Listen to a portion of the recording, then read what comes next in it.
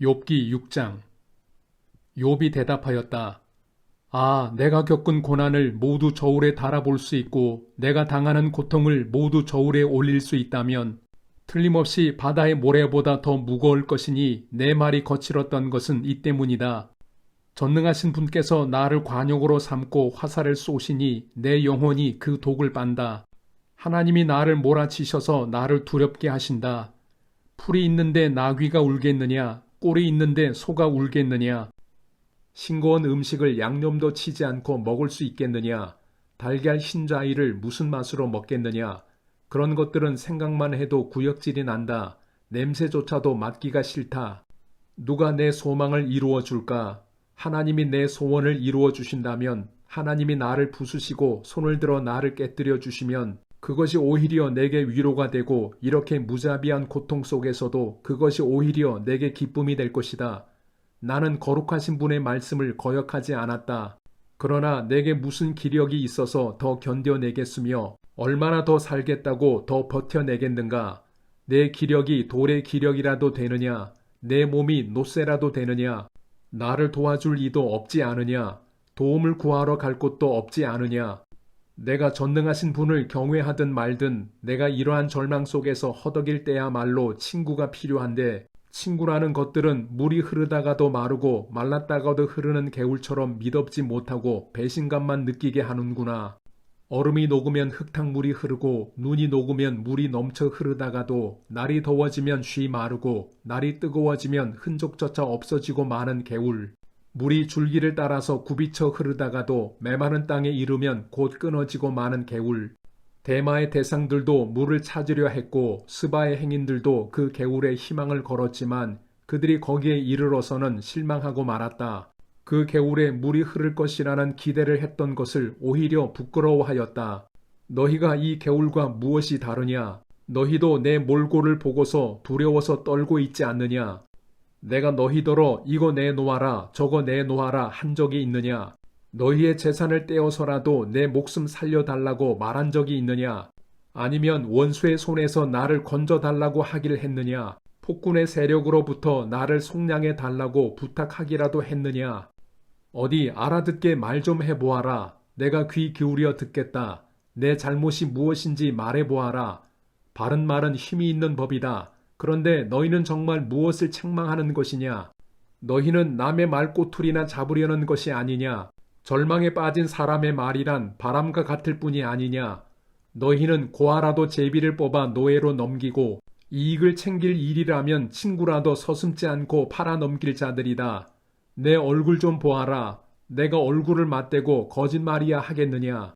너희는 잘 생각해 보아라. 내가 억울한 일을 당하지 않게 해야 한다. 다시 한번 더 돌이켜라. 내 정직이 의심받지 않게 해야 한다. 내가 혀를 놀려서 옳지 않은 말을 한 일이라도 있느냐? 내가 입을 벌려서 분별 없이 떠든 일이라도 있느냐? 욥기 7장. 인생이 땅 위에서 산다는 것이 고된 종살이와 다른 것이 무엇이냐? 그의 평생이 품꾼의 나날과 같지 않으냐? 저물기를 몹시 기다리는 종과도 같고 수고한 싹을 애타게 바라는 품꾼과도 같다. 내가 바로 그렇게 여러 달을 허탈 속에 보냈다. 괴로운 밤은 꼬리를 물고 이어갔다. 눕기만 하면 언제 깰까, 언제 날이 셀까 마음 졸이며 새벽까지 내내 뒤척거렸구나. 내 몸은 온통 구더기와 먼지로 뒤덮였구나. 피부는 아물었다가도 터져버리는구나.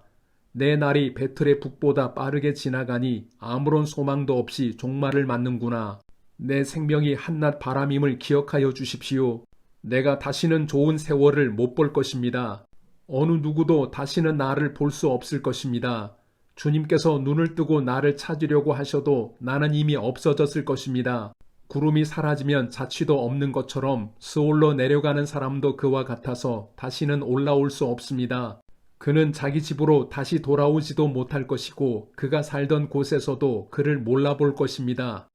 그러나 나는 입을 다물고 있을 수 없습니다. 분하고 괴로워서 말을 하지 않고는 견딜 수 없습니다. 내가 바다 괴물이라도 됩니까? 내가 깊은 곳에 사는 괴물이라도 됩니까? 어찌하여 주님께서는 나를 감시하십니까? 잠자리에라도 들면 편해지겠지. 깊이 잠이라도 들면 고통이 덜하겠지 하고 생각합니다만 주님께서는 악몽으로 나를 놀라게 하시고 무서운 환상으로 저를 떨게 하십니다. 차라리 숨이라도 막혀버리면 좋겠습니다. 뼈만 앙상하게 살아있기보다는 차라리 죽는 것이 낫겠습니다. 나는 이제 사는 것이 지겹습니다. 영원히 살 것도 아닌데 제발 나를 혼자 있게 내버려 두십시오. 내 나날이 허무할 따름입니다. 사람이 무엇이라고 주님께서 그를 대단하게 여기십니까? 어찌하여 사람에게 마음을 두십니까? 어찌하여 아침마다 그를 찾아오셔서 순간순간 그를 시험하십니까? 언제까지 내게서 눈을 떼지 않으시렵니까? 침 꼴깍 삼키는 동안만이라도 나를 좀 내버려 두실 수 없습니까? 사람을 살피시는 주님, 내가 죄를 지었다고 하여 주님께서 무슨 해라도 입으십니까? 어찌하여 나를 주님의 관역으로 삼으십니까? 어찌하여 나를 주님의 짐으로 생각하십니까?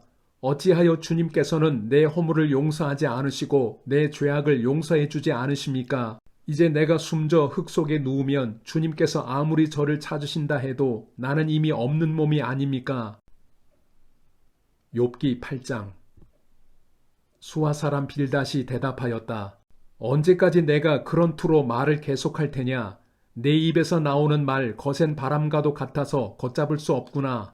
너는 하나님이 심판을 잘못하신다고 생각하느냐?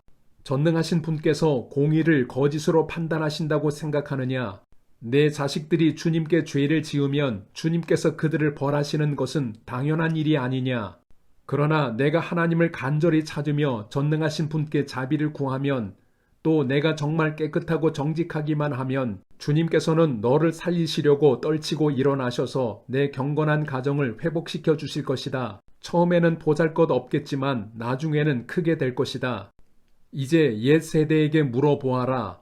조상들의 경험으로 배운 진리를 잘 생각해 보아라. 우리는 다만 갓 태어난 사람과 같아서 아는 것이 없으며 땅 위에 사는 우리의 나날도 그림자에 지나지 않는다. 조상들이 내게 가르쳐 주며 일러주지 않았느냐? 조상들이 마음에 깨달은 바를 말하지 않았느냐? 늪이 아닌 곳에서 왕골이 어떻게 자라겠으며 물이 없는 곳에서 갈대가 어떻게 크겠느냐? 물이 말라버리면 왕골은 벨 때가 아직 멀었는데도 모두 말라 죽고 만다. 하나님을 잊는 모든 사람의 앞길이 이와 같을 것이며 믿음을 저버린 사람의 소망도 이와 같이 사라져 버릴 것이다. 그런 사람이 믿는 것은 끊어질 줄에 지나지 않으며 의지하는 것은 거미줄에 지나지 않는다. 기대어 살고 있는 집도 오래 서 있지 못하며 굳게 잡고 있는 집도 버티고 서 있지 못할 것이다.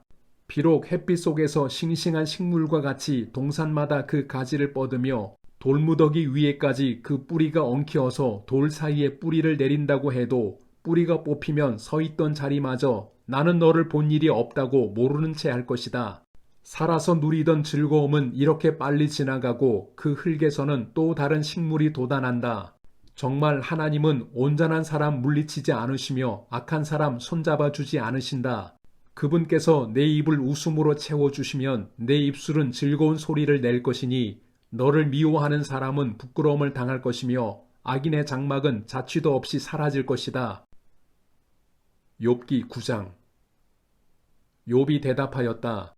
그것이 사실이라는 것은 나도 잘 알고 있다. 그러나 사람이 어떻게 하나님 앞에서 의롭다고 주장할 수 있겠느냐? 사람이 하나님과 논쟁을 한다고 해도 그분의 천마디 말씀에 한마디도 대답하지 못할 것이다. 하나님이 전지전능하시니 그를 거역하고 온전할 사람이 있겠느냐?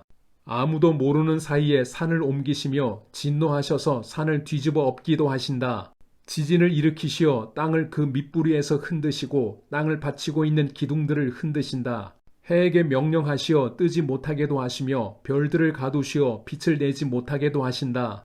어느 누구에게 도움을 받지도 않고 하늘을 펼치시며 바다 괴물의 등을 짓밟으신다.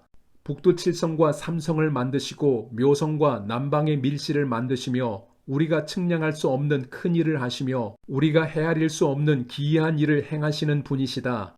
하나님이 내 곁을 지나가신다 해도 볼 수 없으며 내 앞에서 걸으신다 해도 알 수 없다.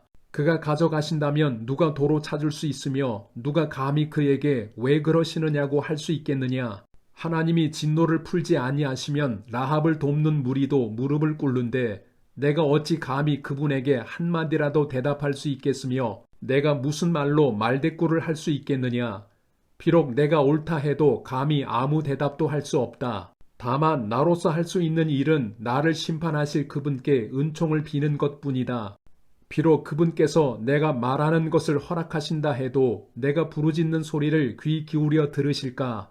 그분께서 머리털 한 오라기만한 하찮은 일로도 나를 이렇게 짓눌러 부수시고 나도 모를 이유로 나에게 많은 상처를 입히시는데 숨 돌릴 틈도 주시지 않고 쓰라림만 안겨주시는데 그분께서 내 간구를 들어주실까?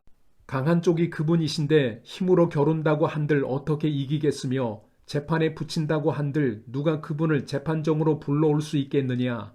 비록 내가 옳다고 하더라도 그분께서 내 입을 시켜서 나를 정죄하실 것이며 비록 내가 흠이 없다고 하더라도 그분께서 나를 틀렸다고 하실 것이다. 비록 내가 흠이 없다고 하더라도 나도 나 자신을 잘 모르겠고 다만 산다는 것이 싫을 뿐이다. 나에게는 모든 것이 한 가지로만 여겨진다. 그러므로 나는 그분께서는 흠이 없는 사람이나 악한 사람이나 다 한 가지로 심판하신다 하고 말할 수밖에 없다. 갑작스러운 재앙으로 다들 죽게 되었을 때에도 죄 없는 자마저 재앙을 받는 것을 보시고 비웃으실 것이다. 세상이 악한 권세자의 손에 넘어가도 주님께서 재판관의 눈을 가려서 제대로 판결하지 못하게 하신다. 그렇지 않다고 하면 그렇게 하는 이가 누구란 말이냐. 내 일생이 달리는 경주자보다 더 빨리 지나가므로 좋은 세월을 누릴 겨를이 없습니다. 그 지나가는 것이 갈대 배와 같이 빠르고 먹이를 덮치려고 내려오는 독수리처럼 빠릅니다. 온갖 불평도 잊어버리고 슬픈 얼굴빛을 고쳐서 애써 명랑하게 보이려고 해도 내가 겪는 이 모든 고통이 다만 두렵기만 합니다. 그러나 주님께서 나를 죄 없다고 여기지 않으실 것임을 압니다. 주님께서 나를 정죄하신다면 내가 무엇 때문에 이렇게 애써서 헛된 수고를 해야 합니까? 비록 내가 비누로 몸을 씻고 잿물로 손을 깨끗이 닦아도 주님께서 나를 다시 시궁창에 쳐 넣으시니 내 오신들 나를 좋아하겠습니까? 하나님이 나와 같은 사람이기만 하여도 내가 그분께 말을 할 수 있으련만 함께 법정에 서서 이 논쟁을 끝낼 수 있으련만 우리 둘 사이를 중재할 사람이 없고 하나님과 나 사이를 판결해 줄 이가 없구나. 내게 소원이 있다면 내가 더 두려워 떨지 않도록 하나님이 채찍을 거두시는 것. 그렇게 되면 나는 두려움 없이 말하겠다. 그러나 나 스스로는 그럴 수가 없는 줄을 알고 있다. 욥기 10장. 산다는 것이 이렇게 괴로우니 나는 이제 원통함을 참지 않고 다 털어놓고 내 영혼의 괴로움을 다 말하겠다. 내가 하나님께 아뢰겠다. 나를 죄인 취급하지 마십시오. 무슨 일로 나 같은 자와 다투시는지 알려주십시오. 주님께서 손수 만드신 이 몸은 학대하고 멸시하시면서도 악인이 세운 계획은 잘만 되게 하시니 그것이 주님께 무슨 유익이라도 됩니까?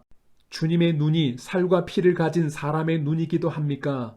주님께서도 매사를 사람이 보듯이 보신단 말입니까? 주님의 날도 사람이 누리는 날처럼 짧기라도 하단 말입니까? 주님의 햇수가 사람이 누리는 햇수와 같이 더덥기라도 하단 말입니까? 그렇지 않다면야 어찌하여 주님께서는 기어이 내 허물을 찾아내려고 하시며 내 죄를 들추어 내려고 하십니까? 내게 죄가 없다는 것과 주님의 손에서 나를 빼낼 사람이 없다는 것은 주님께서도 아시지 않습니까? 주님께서 손수 나를 빚으시고 지으셨는데 어찌하여 이제 와서 나에게 등을 돌리시고 나를 멸망시키려고 하십니까? 주님께서는 진흙을 빚듯이 몸소 이 몸을 지으셨음을 기억해 주십시오. 어찌하여 주님께서는 나를 티끌로 되돌아가게 하십니까? 주님께서 내 아버지에게 힘을 주셔서 나를 낳게 하시고 어머니가 나를 품에 안고 젖을 물리게 하셨습니다. 주님께서 살과 가죽으로 나를 입히시며 뼈와 근육을 엮어서 내 몸을 만드셨습니다. 주님께서 나에게 생명과 사랑을 주시고 나를 돌보셔서 내 숨결까지 지켜주셨습니다. 그러나 지금 생각해보니 주님께서는 늘 나를 해치실 생각을 몰래 품고 계셨습니다. 주님께서는 내가 죄를 짓나 안 짓나 지켜보고 계셨으며 내가 죄를 짓기라도 하면 용서하지 않으실 작정을 하고 계셨습니다. 내가 죄를 짓기만 하면 주님께서는 가차없이 내게 고통을 주시지만 내가 올바른 일을 한다고 해서 주님께서 나를 믿어주시지는 않으셨습니다. 그러니 나는 수치를 가득 덮어쓰고서 고통을 몸으로 겪고 있습니다. 내 일이 잘 되기라도 하면 주님께서는 사나운 사자처럼 나를 덮치시고 기적을 일으키시면서까지 내게 상처를 주려고 하셨습니다. 주님께서는 번갈아서 내게 불리한 증인들을 세우시며 내게 노여움을 키우시고 나를 공격할 계획을 세우셨습니다. 주님께서 나를 이렇게 할 것이라면 왜 나를 모태에서 살아나오게 하셨습니까? 차라리 모태에서 죽어서 사람들의 눈에 띄지는 않았더라면 좋지 않았겠습니까? 생기지도 않은 사람처럼 모태에서 곧바로 무덤으로 내려갔더라면 좋았을 것입니다. 내가 살 날도 이제 얼마 남지 않았습니다. 나를 좀 혼자 있게 내버려 두십시오. 내게 남은 이 기간만이라도 내가 잠시라도 쉴 수 있게 해 주십시오. 어둡고 캄캄한 땅으로 내려가면 다시는 돌아오지 못합니다. 그리로 가기 전에 잠시 쉬게 해 주십시오. 그 땅은 흑암처럼 캄캄하고 죽음의 그늘이 드리워져서 아무런 질서도 없고 빛이 있다 해도 흑암과 같을 뿐입니다.